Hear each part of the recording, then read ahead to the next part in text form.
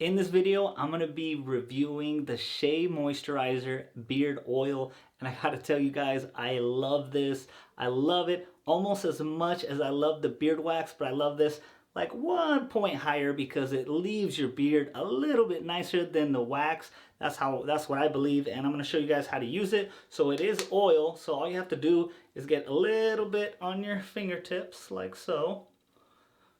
And you guys, this smells delicious. I like the smell also just a little bit better than I do the wax, the beard balm. So all you do is you got to make sure your beard is nice and dry. So if you hop out the shower, just take a good towel right to your beard. Make sure it's 100% dry. That's how this product works better if your beard is dry. And all you want to do is just massage it in all the way to the roots. It softens your beard. It gives it that nice look that I'm going for. And man, look at that. So just I applied a little bit right there. It makes it nice, soft. It's conditioning. And now all we got to do is comb it.